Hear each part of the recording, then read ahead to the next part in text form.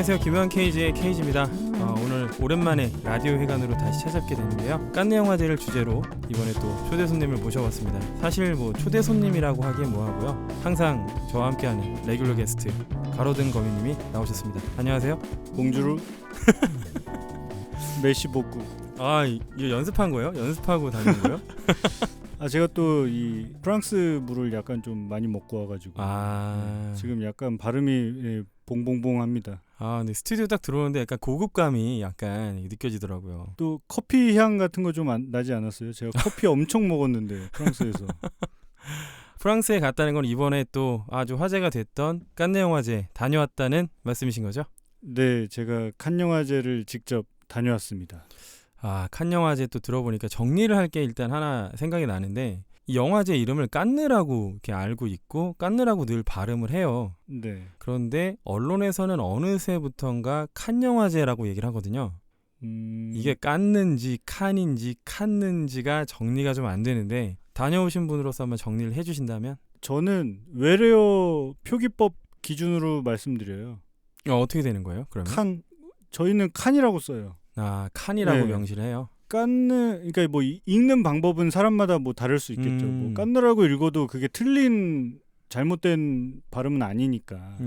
근데 이제 저희는 이제 글을 쓰는 사람들은 어쨌든 외래어 표기법이라는 게 있으니까 거기에 맞춰서 그냥 발음을 하다 보니까 그냥 자연스럽게 그냥 칸 영화제라고 늘 얘기하는 것 같아요. 근데 원래는 깐느라고 하지 않았어요? 국내 언론에서 원래부터 칸이라고 했나요? 그거의 전후 사정은 정확하게 모르겠어요. 근데 저는 예전부터 그냥 칸이라고 써가지고 자연스럽게 그냥 말할 때도 그냥 칸 영화제라고 하게 돼요. 이제부터 그럼 저도 칸 영화제라고 하도록 해보겠습니다. 사실은 이제 가로등 거미님이 칸 영화제 가신 상황에서 저랑 계속 개인적으로 커뮤니케이션을 했었어요. 그렇죠. 예. 그래서 지금 칸에서 현재 무슨 일이 벌어지고 있는지, 앞으로 무슨 일이 벌어질 것인지를 저는 어느 정도는 미리 알고 있었고, 특히나 이제 그 봉준호 감독의 기생충이라는 영화가 얼마나 센세이셔널 했었는지 현장 반응을 미리 알고 있었기 때문에 너무나 이 영화에 대해서 얘기를 좀 하고 싶었는데, 이미 또 국내 개봉이 생각보다 빨라서 칸 영화제 끝나자마자 바로 개봉했잖아요. 네, 예전에 봉준호 감독 마더 같은 경우도 네네. 칸 영화제와 개봉 시기가 약간 비슷하게 지금처럼 이렇게 맞물린 적이 있었고,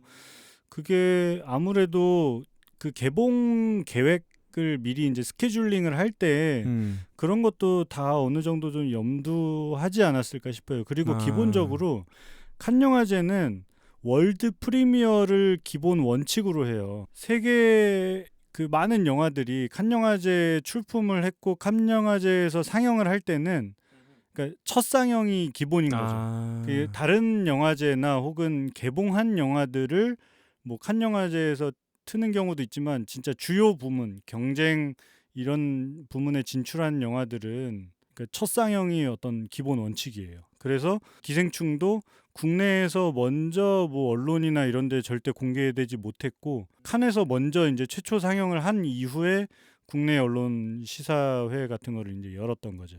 그 칸 영화제에 출품하게 되면은 초연은 무조건 칸에서 해야 되는 그런 상황인 거예요. 그렇죠. 예.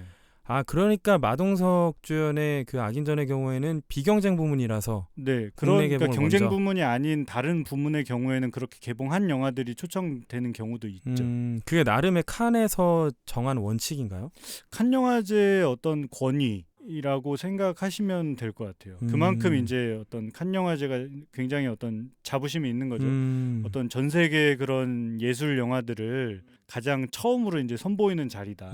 그리고 칸 영화제의 특징 중에 하나는 일반 관객이 영화를 볼 수가 없어요. 그렇죠. 네, 그러니까 그렇게 알고 있어요. 국내 많은 영화제들 보면 이제 일반 관객들이 이제 영화 예매를 해서 그렇죠. 예매를 하거나 혹은 현장에서 이제 줄을 서서 티켓을 구해서 영화를 많이 보잖아요.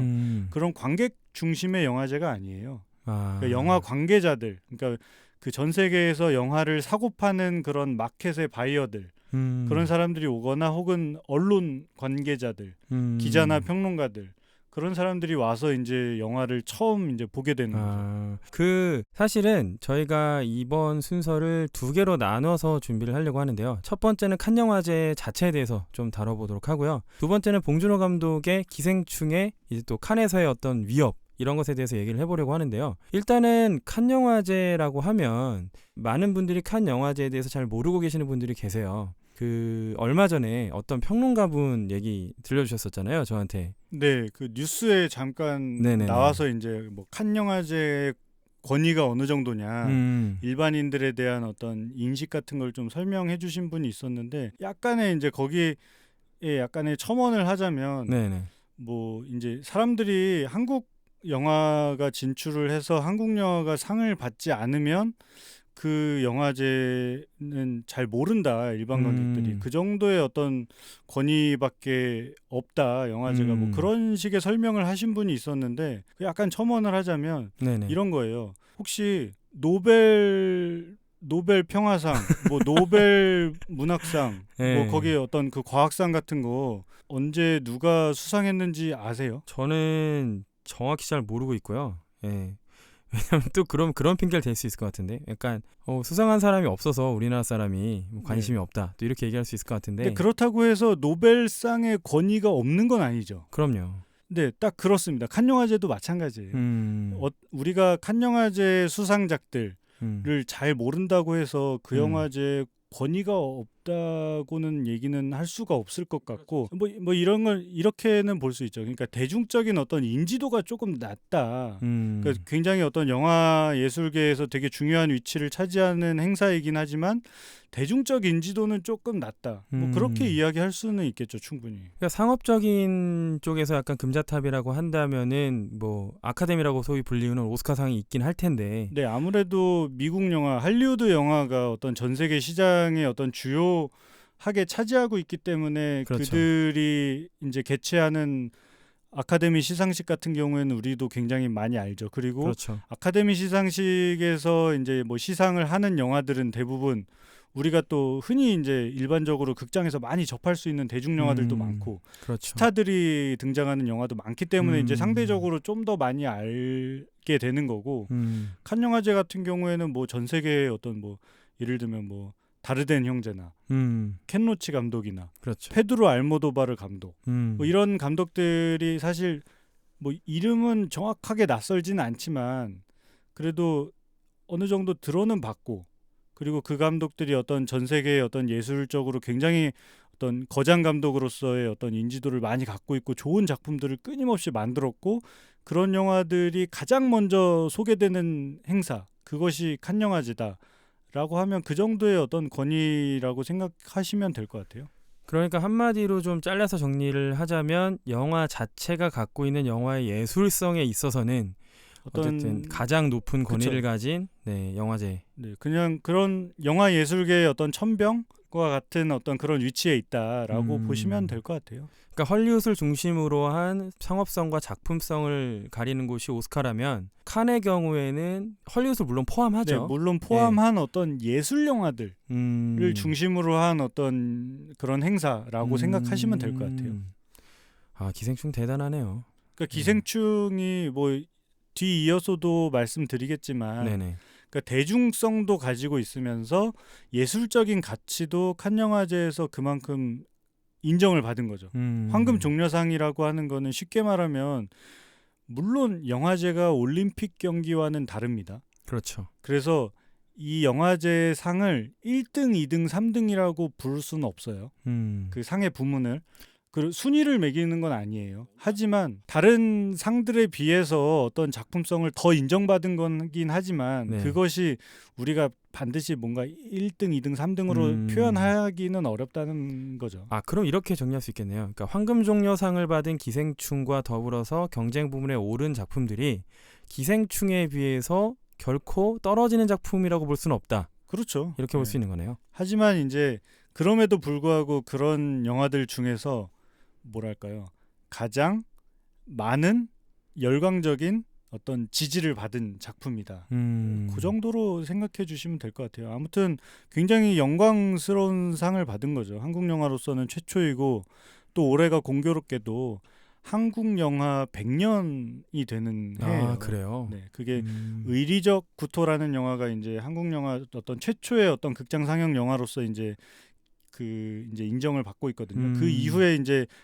그 영화를 기점으로 해서 한국 영화사가 이제 올해 100년이 되는 해예요.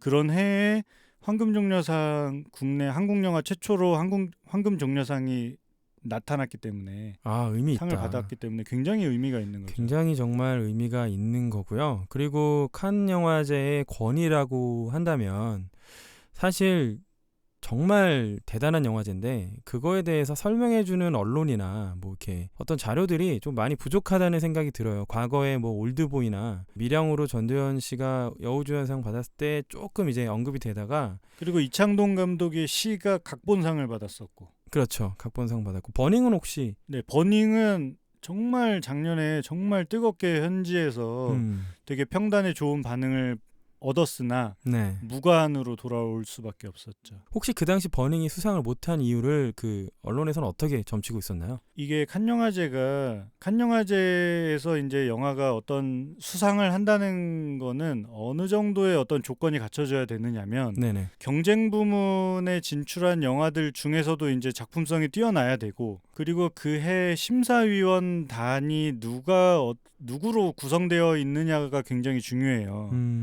그러니까 영화제 자체가 어떤 심사위원의 어떤 심사 기준에 영향을 절대 주지 않습니다. 영화제가 뭐 올해는 좀 이런 상들을 좀 줬으면 좋겠다 이런 식의 네네. 그런 식의 어떤 작업들을 전혀 하지 않고요. 그러니까 전혀 관여하지 않는 거예요. 완전히 심사위원단의 의지에 의해서 뽑혀요. 엄청나게 쿨하네요. 네, 그래서 그 해에 어떤 사람이 심사위원단으로 구성됐는지가 굉장히 중요하거든요. 그 중에서 위원장이라는 사람의 위치는 어느 정도라고 보면 되나요? 그러니까 위원장이 사실상 어떤 최종 이제 결정을 하는 거죠. 그러니까 그 심사를 할 때 이제 네네. 위원들이 한 8, 9명 정도 되는 위원들이 있어요. 네네. 그 위원들하고 이제 심사를 할 때 어떤 최종 조율을 하는 장인 거죠. 그 영화 한 편의 영화가 칸 영화제 경쟁 부문에 진출을 해서 수상까지 한다는 거는 그 해에 이제 경쟁 부문의 영화들이 어떤 영화들이 진출했는가, 그 영화들과의 어떤 경쟁도 해야 되고,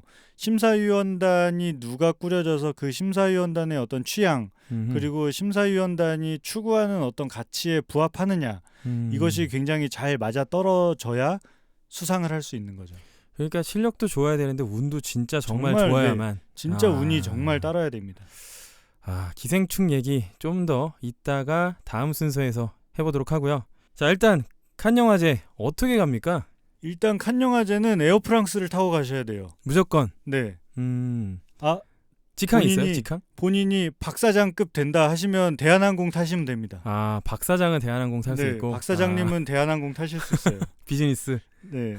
저희 같은 반지하 정도 위치에 되는 사람들은 에어프랑스를 탈 수밖에 없습니다. 정말 가격이 한 2배 정도 나는 걸로 알고 있어요. 그러면은 칸 직항이 있다는 거죠? 국내에서. 직항은 없는 걸로 알고 있어요. 왜냐하면 무조건 파리 샤를드골 공항을 거쳐야 돼요. 파리를 거치거나 혹은 암스테르담을 경유하거나 그런 몇 가지 그 루트들이 있는 걸로 알고 있어요. 근데 저는 파리를 경유해서 니스 공항으로 갔죠. 무조건 이제 스탑오버 해야 되는 거고. 그렇죠. 그럼 총 비용은 이제 보통 얼마 정도 생각하면 되나요? 평균적으로. 정말 자기가 이제 어떤 스케줄링을 잘 하면 네. 뭐 제가 정확하게 말씀드릴 수는 없지만 100만 원대에서 최소 100만 원대에서 충분히 끊을 수 있어요. 비행기표를. 저는 한 150만 원대에서 끊었거든요. 이 영화제가 있을 때랑 또 없을 때랑 완전 다르겠죠. 완전 다르겠죠. 그리고 그 파리를 경유할 때 네. 당일 경유하는 그 비행기 값과 하루 체류하고 다음 날에 그 경유하는 비행기 값이 또 엄청 차이가 큽니다. 하루 잤어요? 파리에서? 네, 파리에서 하루 잘 수밖에 없었어요. 왜냐하면 당일 경유는 200만 원이 넘었어요. 와. 그래서 차라리 그럴 바에는 그냥 파리에서 10만 원 주고 하루 그냥 묵는 게 훨씬 더 저렴했기 때문에 파리에서 하루 경유를 할 수밖에 없었어요. 그래서 칸이라는 곳이 뭐 도시죠? 도시죠. 도시인데, 우리로 치면은 네.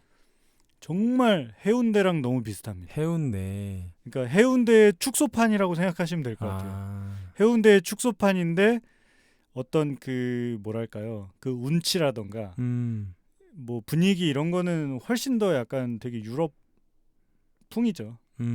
정말 그 지중해와 동해안의 차이. 아, 남해안인가요? 부산이? 네, 아무튼 네. 그런 약간의 차이. 칸네는 어쨌든 횟집 같은 건 없는 걸로. 절대 없죠. 네. 일단 영화를 위해서 있을 수 있어요. 아, 그래요? 예. 왜냐하면 어. 스시집을 제가 본 것 같거든요. 거기 가면 뭐 레오나르도 디카프리오가 스시 먹고 있고 막. 네, 그것까지는 제가 네. 또 그런 목격을 하진 않아서 이제 실언을 할 수는 없으니까. 제가 네네. 또. 그 일단 칸의 현장 분위기 같은 거 좀 들려줄 수 있나요? 그다음 이번 칸 영화제가 유독 좀 달랐던 게 있다면 뭐 예년의 칸 영화제들에 비해서. 올해 저는 올해 칸이 처음이에요. 네네. 처음 가서 이제 되게 설레는 마음을 안고 갔죠. 네. 이 칸 영화제를 가서 영화를 본다는 것에 대한 어떤 굉장한 자부심? 그러니까 저도 혹은 엄청 이제 부러워했잖아요. 설레임 그런 것도 네. 있었어요. 왜냐하면 제가 평소에 좋아했던 감독들의 영화를 전 세계에서 최초로 보는 거거든요. 그 사실 굉장히 메리트가 있는 거죠. 대박이다 네. 진짜. 그러니까 타란티노 감독의 원스 어폰 어 타임 인 할리우드를 전 세계 최초로 이제 보는 거죠. 정말 짜릿해요. 그런 거는 진짜 짜릿하고 이제 하지만 이제 거기서 이제 뭐 일을 하고 막 이제 바삐 돌아다니고 막 이런 거는 이제 힘들긴 한데 영화를 즐긴다는 것 자체는 정말 좋은 어떤 경험이었던 것 같고 올해 약간의 특징 같은 거를 이야기를 드리자면 이 매해 이제 경쟁 부문에 진출하는 영화들의 어떤 스타일 경향 같은 게 이제 매해 다를 거예요. 네. 올해는 정말 장르 영화들이 정말 많았어요. 그러니까 기생충을 비롯해서 네. 굉장히 전 세계의 다양한 어떤 스타일의 장르 영화들이 총 집결된 느낌이었어요. 그리고 또 그런 장르 영화들이 하나같이 그 나라가 처한 어떤 현실 문제들, 진짜 어떤 사회적인 문제라든지 정치적인 문제라든지 그런 거를 장르 영화에 굉장히 좀 재미있게 접목시킨 그런 영화들이 굉장히 많았다 정도로 이제 정리할 수 있을 것 같아요. 그러니까요. 기생충도 사실 그렇죠. 되게 장르적 특성이 있는데 사회적인 범지구적 사회적 어젠다가 되게 많이 투영이 돼 있는데 와 그런 와중에 어쨌든 상을 탔네요. 다시 또 기생충으로 계속 돌아가네. 이러면 안 되는데요. 네 아무튼 그 이번에 가셔서 총 몇 편의 영화를 보셨나요? 저는 올해 경쟁 부문에 진출한 영화들이 21편이에요. 네. 원래 이제 19편을 처음에 이제 공개를 했다가 2편을 이제 나중에 깜짝 이제 추가 공개를 해서 이제 21편이 됐었는데 그 중에서 제가 한 2편, 3편 정도 제외하고 네. 예, 전부 다 봤어요? 18편 정도를 봤어요. 18편이면은 거의 이게 며칠 동안 개최가 되죠? 12일 정도 영화제가 열렸고요. 그래서 네네. 거의 이제 하루에 2편씩 꼬박꼬박 봤다고 보시면 될 것 같아요. 그러면은 12일 동안에 18편을 봤으면 거의 하루에 2편꼴로. 거의 그랬죠. 그러니까 다행히 이제 그 숙소가 네네. 그 영화제가 열리는 그 팔레드 페스티벌이라는 건물이 있어요. 네. 그 건물과 그렇게 멀지 않아서 걸어 다닐 수 있는 거리여서 그나마 이제 열심히 이제 숙소에서 계속 영화를 보러 돌아다녔죠. 만약에 숙소가 더 멀리 떨어져 있거나 이랬으면 정말 더 힘들었을 거예요. 그 국내 영화제들을 보면 상영관이 여러 군데 퍼져 있잖아요. 네. 칸은 어떻게 돼 있어요? 칸은 메인 상영관들이 한 2-3군데가 되는데 네네. 그 2-3곳은 그 팔레드 페스티벌이라는 건물 하나에 이제 다 들어가 있고요.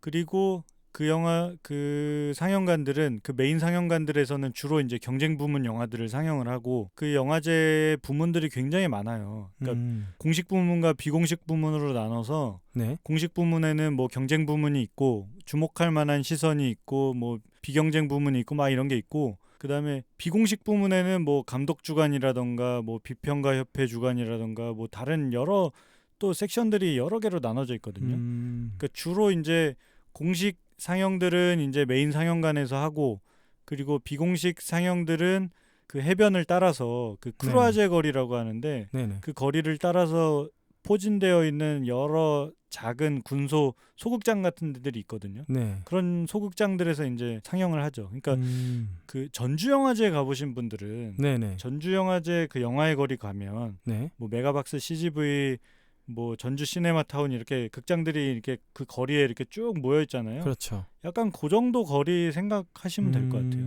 처음에 이제 부산 영화제가 열렸을 때 네네. 해외 영화인들이 부산 영화제를 좋아했던 이유는 칸 영화제와 너무 약간 공기가 좀 비슷하다, 분위기가 잘 어울린다. 그 해변가를 따라서 해운대 이제 영화 극장들이 이제 배치가 되어 있으니까 그런 면에서 칸 영화제를 많이 떠올렸다고들 하더라고요. 저 이번 본 영화 중에 사실상 개인적인 베스트 3만 한번 꼽아주신다면? 본 영화들 중에는 아무래도 타란티노 감독의 원스 어폰 어 타임 인 할리우드를 빼놓을 수 없을 것 같고요. 네. 그리고 뭐 기생충도 당연히 베스트에 들어가고, 네. 그리고 프랑스, 제가 본 재밌는 영화 중에 이제 프랑스 영화인데 네. 그 라즈리 감독의 레미제라블이라는 영화가 있어요. 이번에 좀 화제됐었죠. 그 영화가 이제 굉장히 저한테는 굉장한 어떤 충격을 좀 줬었죠. 그리고 중국 영화 중에 디아오 위난 감독의 더 와일드 구즈 레이크라는 작품이 있었는데 그 네네. 영화도 굉장히 좀 인상 깊었어요. 그 디아오 위난 감독의 그 와일드 구즈 레이크는 아마 개봉을 할지 안 할지는 모르겠으나 이게 영화가 뭐 수입이 돼야 이제 국내 그렇죠. 관객들도 볼 네. 수 있을 텐데, 만약에 국내 수입이 된다면 그 영화 팬들 굉장히 좋아할 것 같은 게 뭐냐면 그 중국의 그 지방 소도시 네. 굉장히 되게 뭐랄까요, 되게 그로테스크하고 되게 무서운 그런 느낌이 나는 그런 뭐 지하장코 감독 영화 배경에 나올 법한 그런 되게 을씨년스러운 지방 소도시에서 벌어지는 범죄 드라마예요. 영화가 그런 되게 희한한 어떤 분위기, 그런 배경 속에서 완전 느와르 영화, 프랑스 옛날 프랑스 느와르 영화, 그 장피에르 멜빌 뭐 이런 그런 감독들의 어떤 영향이 굉장히 잘 보이는 그런 프렌치 누아르 스타일의 어떤 범죄 드라마를 중국의 어떤 지방 도시 배경으로 펼쳐놓은 그런 영화예요. 와, 정말 궁금하네요. 그 여주인공으로 계륜미가 나오거든요. 와, 계륜미가 정말 듣도 보도 못한 판무파탈 연기를 보여줍니다. 계륜미가 대만 배우잖아요. 네, 근데 중국 영화 나왔어요. 네 나왔어요. 이 영화 쪽은 정치적인 어떤 맥락이랑 달리 하는 것 같네요. 대만 배우들이 중국 영화에서 활동하기도 하죠. 뭐 홍콩에서 이렇게 많이 크로스오버 됐듯이 그런 거랑 비슷하다고 보시면 네. 되겠습니다. 그 더 와일드 구즈 레이크를 또 타란티노 감독이 보러 왔다는. 그 저도 그 영화를 보러 가서 네. 이제 영화를 상영을 이제 기다리고 있는데 네. 갑자기 사람들이 막 환호성을 지르는 거예요. 왜 환호성을, 영화 시작하기도 전인데 네. 무슨 환호성을 지르나 봤더니 음. 타란티노 감독이 자신의 새 와이프와 함께 결혼한 지 6개월 된 새 와이프, 네. 뉴 와이프. 새 와이프와 함께 새로운 네. 아내와 함께 타란티노 감독이 왔다고 네. 합니다. 근데 타란티노 감독이 그 영화만 봤어요? 제가 알기로는 아마 다른 영화들도 많이 봤겠죠. 근데 뭐 비공식적으로 봤을 수도 있고 그냥 쓱 가서. 굉장히 이제 어쨌든 사람들한테 이제 보여준 거잖아요. 자신이 그렇죠. 이제 영화를 내가 보러 왔다. 그 영화를 왜 보러 왔는지 알겠더라고요. 영화를 보니까. 자기가 좀 지지하는 영화다라는 걸 네, 좀 표현하고 굉장히 싶나 봐요. 굉장히 딱 봐도 타란티노 감독이 좋아할 만한 영화더라고요. 아마 그런 소식을 듣고 와서 이제 궁금해서 봤겠죠. 타란티노가 기생충은 안 보러 갔을 것 같은데. 그 타란티노 감독은 네. 봉준호 감독하고 친분이 사실 이전부터 되게 있어요. 그러니까 두 사람이 원래 서로의 존재를 너무 잘 알고 있고 2013년에 네. 부산국제영화제에 네네. 어떤 일이 있었냐면 네. 봉준호 감독을 만나기 위해서 타란티노 네네. 감독이 갑자기 부산영화제를 방문했던 적이 있어요. 어디 사전 예고 없이? 네, 사전 예고 없이 영화제가 초청도 안 했는데 단지 타란티노 감독이 봉준호 감독을 만나고 싶어서. 야, 타란티노답다. 그래서 갑자기 영화제가 난리가 나가지고 타란티노 감독을 초청도 안 했는데 온다 그러니까. 그래서 괜히 없던 막 그 오픈 토크 행사도 갑자기 막 열고 막 이런 적이 있었어요. 그럴 정도로 두 사람이 이제 친분이 굉장하고 아무래도 기생충도 봤겠죠. 굉장히 아마 지지를 보냈을 거예요. 기생충을 보고서도. 근데 많은 감독이나 배우들이 그 안에서 그 경쟁 부문이든 비경쟁 부문이든 이제 관심 있는 영화들을 보기 위해서 많이 이동을 하죠. 그렇죠. 그러면 길에서 막 마주치거나 뭐 그런 일도 있나요? 제가 길에서 배우들을 마주친 적은 없고 네. 미케 다카시 감독님 한번 마주쳤습니다. 와. 미케 다카시 감독님이 그 네네. 신작을 그 마켓에 네. 그러니까 필름 마켓에 감독과 관련해서 뭔가 찾아오신 것 같아요. 그러니까 영화가 상영을 한 건 아니고 출품은 안 하셨고. 네, 출품이 된 건 아닌데 그 크루아제 거리 그 해변가를 걷다가 정말 우연히 그냥 어디서 분명히 많이 본 할아버지인데 그리고 옷차림이 너무 미ike 다카시스러운데 설마 미ike 다카시 감독님인가 했더니 와. 맞더라고요. 그 미ike 다카시 감독님이 평소 그 제가 뭐 뉴스 기사나 뭐 네네. 인터넷 이런 데 찾아보면 항상 옷차림이 되게 독특하시거든요. 그렇죠. 되게 막 가죽 바지 이런 거 막 입고 다니고 이래요. 그런 되게 독특한 옷차림으로 역시나 진짜 저 나이에도 젊게 사시는구나. 와. 네, 칸 거리에서 깜짝 제가 봤던 감독님이었습니다. 그러면은 사실 그렇게 사적인 어떤 영역에서 배우나 감독들을 만난 일은 많진 않았다. 그렇죠. 예. 음. 왜냐하면 배우들의 네네. 동선이라는 게 네네. 그 칸 그 거리를 보면 네. 그 상영관 중심을 따라서 네. 거기가 정말 특이한데요. 그러니까 호텔들이 쫙 늘어서 있어요. 고급 맨션과 호텔들이 쫙 늘어서 있고 네. 그 호텔들의 1층 로비에는 전부 다 명품 샵들이에요. 아. 그러니까 이제 배우들은 다 그냥 호텔과 상영관 이렇게 차로 이제 왔다 갔다 하는 거지. 길거리에서 이렇게 저희 같은 민간인들과 마주치거나 이러진 않죠. 그러면은 비공식적인 게 아닌 공식적인 만남, 이를테면은 스케줄상 만나야 됐던 배우들이나 감독들 중에 좀 인상 깊은 사람들. 제가 뭐 정확하게 뭐 어떤 스케줄이었는지는 말씀 안 드리겠는데 아마 네네. 뭐 다 추측하실 수 있겠는데 제가 네네. 타란티노 감독 네. 와우. 그리고 마고 로비, 레오나르도 디카프리오 그리고 브래드 피트를 실제로 만났었죠. 할 말이 없네요. 어떻던가요? 일단 마고로비 너무 궁금해요. 네, 마고로비. 일단은 그 네 분 모두 저한테는 비현실적인 존재였고요. 네. 분명히 실제로 만났고 네. 분명히 사람 대 사람으로 만났으나 네. 저는 사람이고 네. 저분들은 약간 신적인 존재의 느낌이었어요. 그만큼 그러니까, 이제 뭔가 빛이 나고. 그러니까 실제로 뭐 외모나 어떤 체형이나 네. 그 여러 가지 면들이 그냥 그 현실에서 볼 법한 사람의 어떤 형상이 아닌 정도의 느낌이었어요. 그러니까 키도 정말 크고 마고로비가 키 커요? 정말 커요. 와. 얼굴 정말 작고요. 진짜로 약간 그냥 조각 같아요. 조각. 그 배우들이라 보니까. 예, 사실 가로등 거미님이 그 현지에서 그 레오나르도 디카프리오, 브래드 피트, 마고로비, 타란티노 감독을 만났을 때 제가 제일 먼저 물어봤던 게 전화로 마고로비 어떠냐고, 어떻게 생겼냐고 그랬더니 그때 뭐라 그랬냐면 와 그냥 인형이야 인형. 네, 실제로 그냥 저의 솔직한 느낌이었어요. 진짜 인형 같다. 사람도 되게 솔직하다고 실제로 성격도. 네, 뭐 이야기를 잠깐 나눌 수 있는 시간들이 있었는데 네네. 정말 이야기도 답변도 잘해주고 말도 정말 잘해주고 정말 좋은 사람이구나.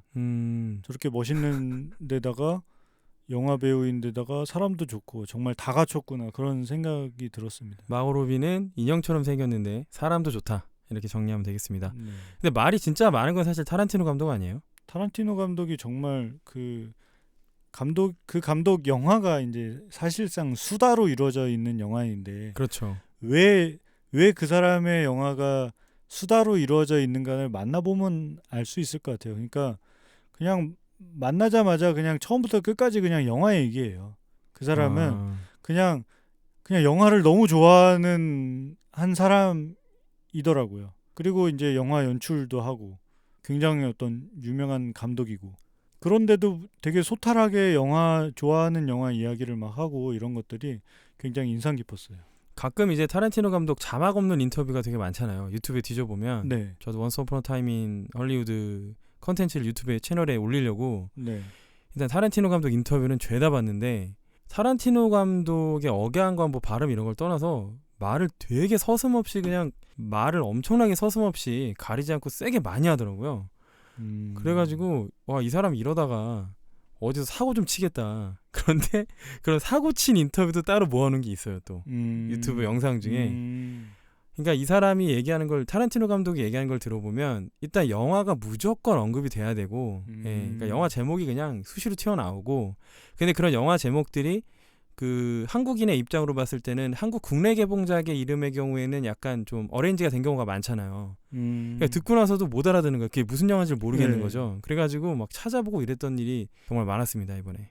그리고 그 칸 영화제가 열리는 그 장소의 넓이가 그렇게 생각보다 크진 않다고 아까 전에 부산 영화제랑 비교를 해주셨으니까 크지 않다고 좀 느껴졌는데 칸 영화제의 밤과 낮 어떤 차이가 있나요? 제가 느낀 거는 정말 거기는 요트를 그냥 그 자가용처럼 가지고 있는 분들 있잖아요. 그런 분들이 네. 그냥 요트 끌고 와가지고 잠깐 바다에 세워놓고 네. 무태 잠깐 와가지고 이제 놀다 가는 네. 그런 장소의 느낌이에요. 명품 밤에는. 쇼핑 좀 하고 이렇게. 네. 예. 밤에는 진짜 그런 느낌이에요. 그러니까 클럽 갈 때 뭐 흔히 입는 복장들 같은 거 있잖아요. 홍대 네네. 클럽 같은 데 갈 때 거기는 그런 클럽 복장이 턱시도와 이브닝 드레스예요. 아. 진짜 길거리에 그냥 아무렇지도 않게 그냥 그런 드레스들을 입고 다니고 턱시도를 늘 그냥 입고 다니는 느낌이었어요. 와. 그러니까 영화제 때문에 어떤 옷차림을 하고 다니는 관계자들도 분명히 있겠지만 네네. 그냥 거기 있는 현지 사람들도 놀러 온 관광객들도 네. 그렇게 옷을 입고 다니는 모습을 보면서 아 나는 정말 평민으로서 일하러 왔는데 정말 신세계를 경험하고 가는구나 그런 느낌이 들었죠. 되게 그 계급 차이를 아주 여실히 절실하게 정말 너무나 분명하게 느꼈던 어떤 그런 공간이었어요. 아, 그 기생충의 어떤 일면을 몸으로 체득하고 오신 어떤 네. 그런 상황이 되겠습니다. 상영관도 그러면 여러 번 들어가셨잖아요. 근데 상영관을 보면은 요즘 한국 내에서 볼 수 있는 그런 상영관의 분위기가 아니더라고요.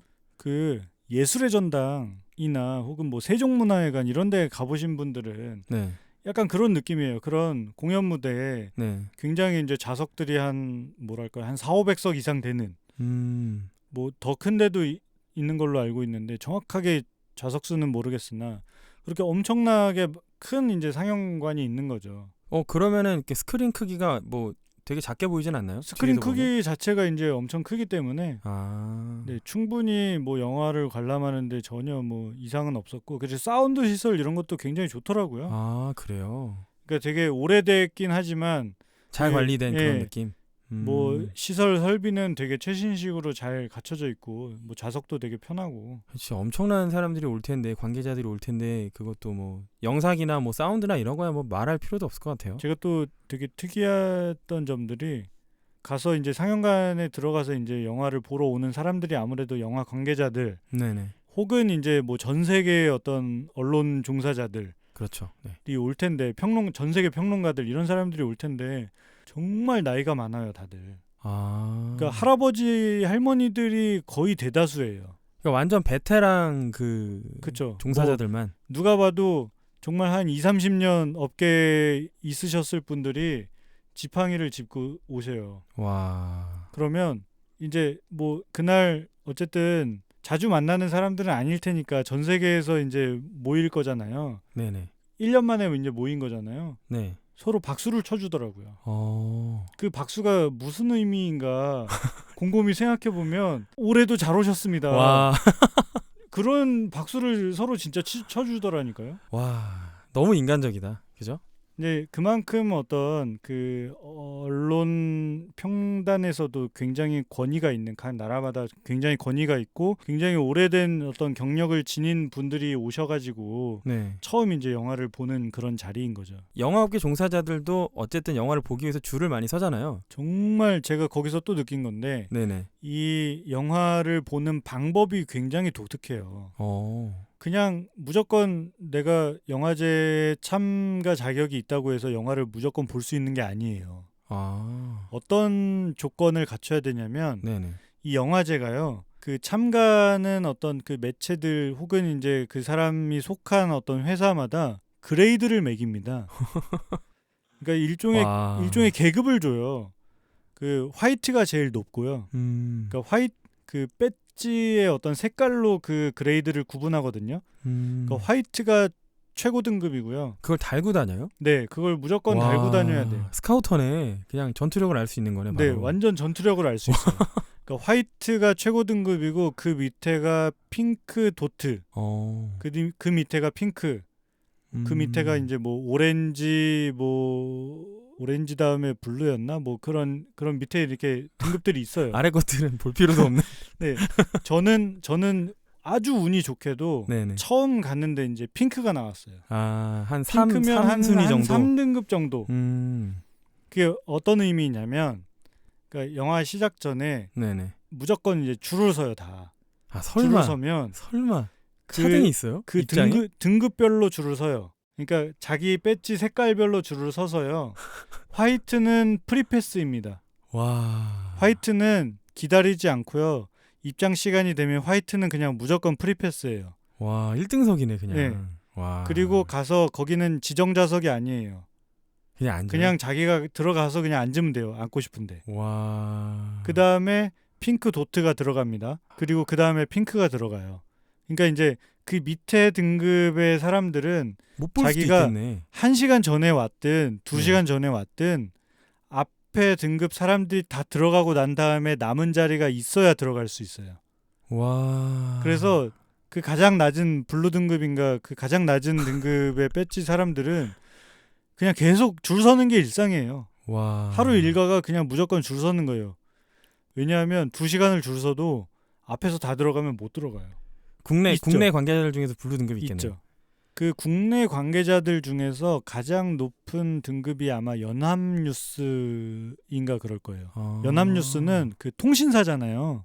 그 통신사여서 굉장히 어떤 그 중요성을 인정받고 있는 것 같고, 그리고 또 한 20년 넘게 계속 아마 칸 영화제에 참여한 걸로 알고 있거든요. 그러다 보니까 연합뉴스. 이제 어떤 그런 매체로서의 어떤 인정받은 거죠. 등급을. 연합뉴스 화이트예요? 화이트는 아닙니다. 그래도. 그러니까 그 핑크 버튼? 핑크 도트로 핑크 도트. 알고 있어요. 제가 정확하게는 모르겠으나 그걸로 알고 있어요. 화이트 등급은 정말 극소수인 걸로 알고 있어요. 타란티노는 혹시? 타란티노는 그 등급 자체가 이제 초월. 필요 없지 않을까요? 자기가 보고 싶으면 그냥 들어가지 않을까요? 그렇게 이제 어렵게 영화를 보러 들어가는 경우가 있습니다. 그러니까 칸 영화제는 굉장히 어떤 그 전 세계의 어떤 그 문화 예술의 천병이면서 또 되게 이중적인 게 네네. 굉장히 보수적인 거예요. 그런 면에서는. 그리고 그 첫 상영 메인 상영관에서 열릴 때는 그 레드 카펫을 밟아야 될 때는 네. 남자는 무조건 검은 턱시도 와. 그리고 보타이, 그리고 여성도 어느 정도 약간 그 복장을 갖춰야 돼요. 그 플랫슈즈 같은 플랫슈즈라고 하나요? 그렇게 굽이 좀 있는 거를 신어야 된다고 하더라고요. 굽이 있는 신발을 무조건 신어야 된다. 남자는 무조건 검은 구두. 검은 구두가 아니면 아예 입장이 불가합니다. 아, 그래서 송강호 배우님이 그렇게 다 갖춰서. 그렇죠. 배우들도 마찬가지고 다 그렇게 옷차림을 갖춰야만 들어가는 그런, 그게 어떤 영화제의 권위를 알리는 어떤 수단, 그리고 영화 자체에 대한 어떤 예의다. 그런 거를 이제 주장하는 어떤 그런 문화 커스텀인데, 한편으로는 그거 자체로도 되게 권위적인 거죠. 되게 고고하고 또 나름 또 보기 좋아 보이네요. 네. 그러면은 그 영화를 보러 갈 때도 모든 사람들이 그렇게 입고 들어가요? 그렇죠. 그러니까 그렇게 복장을 갖춰 입지 않아도 되는 상영이 있고요. 그렇게 복장을 꼭 갖춰 입어야만 하는 그 상영이 있는데, 꼭 갖춰 입어야만 하는 상영이 가장 좀 중요한 어떤 메인 상영들인 거죠. 첫 상영들.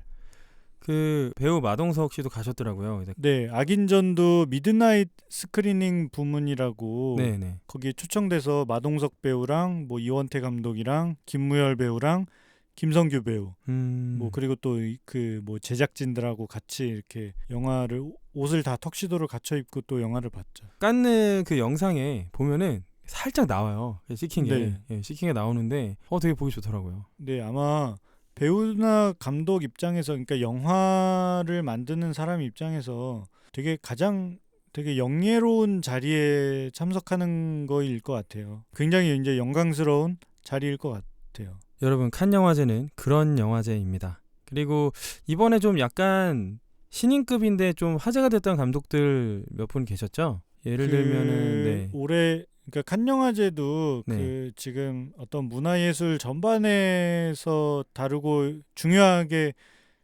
다루고 있는 것이 그 여성 이슈인데 네네. 칸 영화제가 이번에 그 경쟁 부문 21편의 영화들 중에서 여성 감독의 영화가 4편이 출품이 됐어요. 아. 그 중에 칸 영화제 경쟁 부문 최초로 네네. 흑인 여성 감독이 이번에 경쟁 부문에 진출을 했거든요. 데뷔작으로. 그것도 심지어 데뷔작으로. 아틀란티크. 네, 프랑스 세네갈 출신의 마티 디옵 감독의 아틀란티크. 심지어 이 영화는 데뷔작이에요.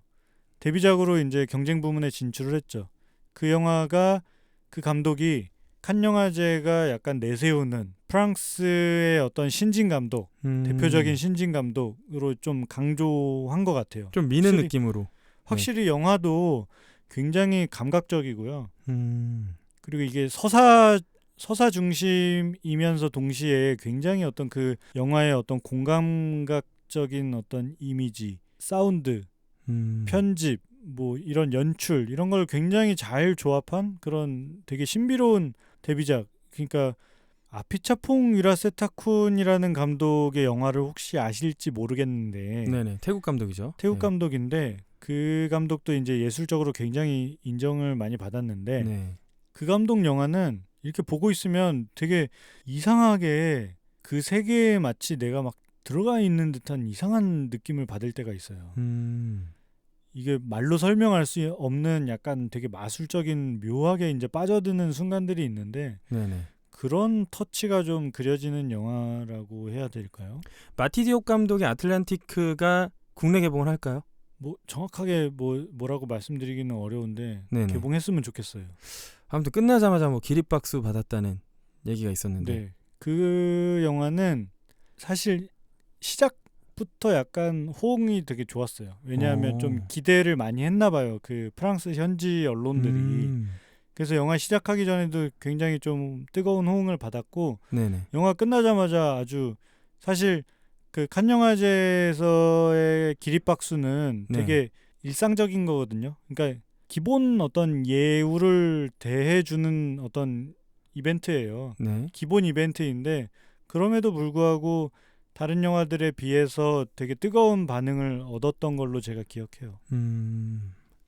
그리고 진짜 궁금한 게 있는데 그 네. 칸의 어떤 그 맛집. 그 프랑스 하면은 네네. 미슐랭의 나라잖아요. 아 그렇죠. 저 사실 약간 기대를 하고 갔어요. 네. 딱 갔는데 프랑스의 어떤 대표적인 요리가 뭘까 네. 궁금했는데 막상 가보니까 그러니까 칸은 어떻게 보면은 그 칸에서 파리보다 네. 칸에서 이탈리아 뭐 모나코 가는 게 훨씬 더 가까운 거예요, 지도상으로. 아. 그러니까 칸에서의 어떤 그 식문화라는 거는 굉장히 그냥 이태리스러워요. 그러니까 거의 피자가 주식인 것 같고요. 저 진짜 피자와 햄버거만 번갈아 가면서 먹었어요. 그러니까 맛은 확실히 있어요. 그 한국에서 먹는 뭐 피자헛이나 미스터 피자하고는 차원이 다른 진짜 건강한 짠맛 아시죠? 아, 네네. 네, 그런 건강한 짠맛이 나는 그런 엔초비 그런 피자를 엄청 먹었고요. 그리고 기본적으로 햄버거다 수제 햄버거고. 근데 햄버거는 원래 다 손으로 만들지 않아요? 맥도날드도 손으로 만들긴 하죠. 그러니까 맥도날드도 내가 볼 땐 수제인데 아무튼 네. 그런 이제 피자와 햄버거들을 번갈아 먹었고 제가 또 칸에서 진짜 힘들었던 게 뭐냐면 네. 칸에서는 아를 마시지 않습니다. 아이스 아메리카노가 없어요? 네. 아가 없어요. 그게 와, 너무 힘들었어요. 뭐 어떻게 해요? 뭐 먹어요? 뭐 그러니까 마셔요? 모든 커피는 뜨겁게 에스프레소로 마셔요. 그 메뉴판에 아메리카노가 없어요, 아예. 아. 그래서 주문을 할 때 아메리카노를 달라. 그리고 꼭 위드 아이스를 덧붙여야 아주 귀찮은 표정으로 한 10분 후에 갖다 줍니다. 해주긴 해줘요? 네. 해주긴 해줘요. 왜냐하면 요구하는 사람들이 많은 것 같으니까. 그게 저는 너무 감동이나. 힘들었고 사실 그리고 제가 최근에 흑당 버블티를 진짜 1일 1 버블티를 하고 다녔거든요. 네. 근데 거기에 무슨 버블티가 있겠어요. 아메리카노도 없는데. 그쵸. 그게 너무 힘들었고 24시간 편의점이 없다는 거. 아 편의점 없어요. 네, 편의점도 없어가지고 그것도 너무 힘들었어요. 그러면 흡연자들은 어떻게 살아야 됩니까? 흡연자들의 천국입니다. 그래요? 네. 거의 모든 흡연자들이 길에서 그냥 담배를 핍니다. 그냥 아무데서나. 그리고 그 길거리에 그 재떨이 그 공중 재떨이가 너무 잘 배치가 되어 있어서요. 담배는 너무 자연스럽게 그냥 피워요. 이거 되게 고급 정보다. 그게 너무 좀 뭐랄까요.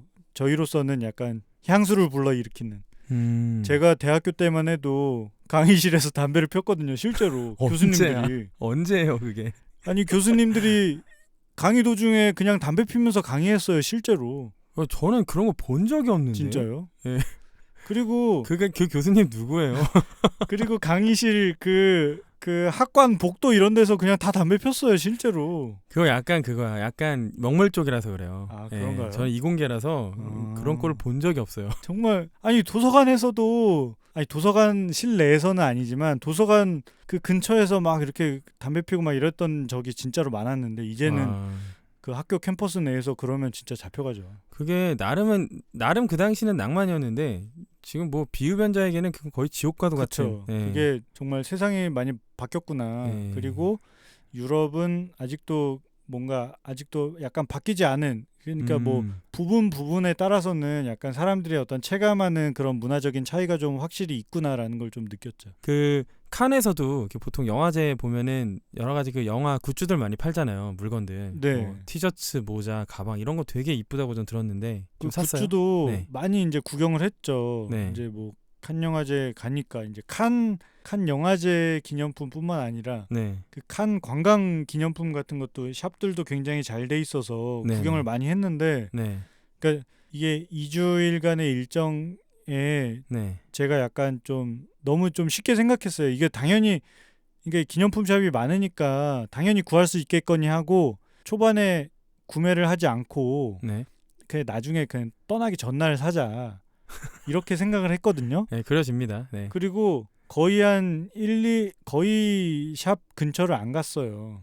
당연히 있겠거니 하고 안 갔다가 마지막 날 샵을 딱 갔더니 세상에나 물건이 다 팔린 거예요. 전 세계에서 다 모이는데 당연히 팔리죠. 그래서 진짜 무슨 연필 몇 개 사오고요. 근데 중요한 거는 진짜 하나도 못 샀어요.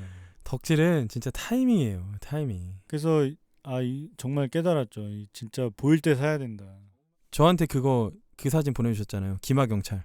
기마경찰. 네네. 그러니까 프랑스 하면 네. 소매치기 엄청 많다고 이제 관광객들 사이에서 되게 그 위험 지역 중에 하나잖아요. 프랑스 그쵸. 하면. 네. 소매치기 당하고 나서 네. 뭐 눈앞에서 막 소매치기를 당하는데 절대 쫓아가면 안 된다 막 이런 그런 이야기도 많이 듣잖아요. 또 테이크네 나라 아닙니까? 테이크네 나라.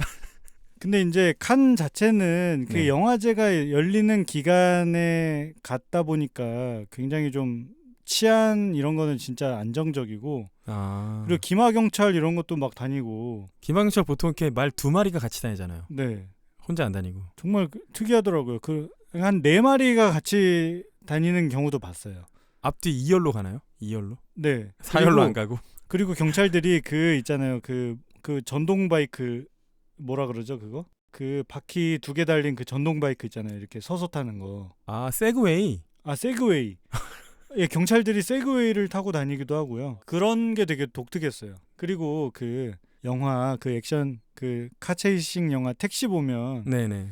그 우리랑 그 경찰 사이렌 소리가 다르잖아요. 그렇죠. 정말 그 사이렌 소리가 너무 익숙한 거예요. 내가 왜 이렇게 이 사이렌 소리에 익숙하지 했더니 택시에서 들었던 그런 사이렌 소리였던 거예요.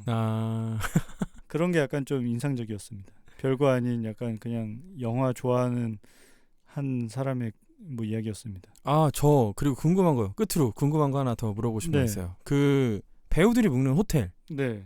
힐튼 호텔 얘기를 좀 해주신다면. 그 배우들이 제가 네. 이렇게 그 호텔 거리를 한번 쫙 걸어본 적이 있어요. 네.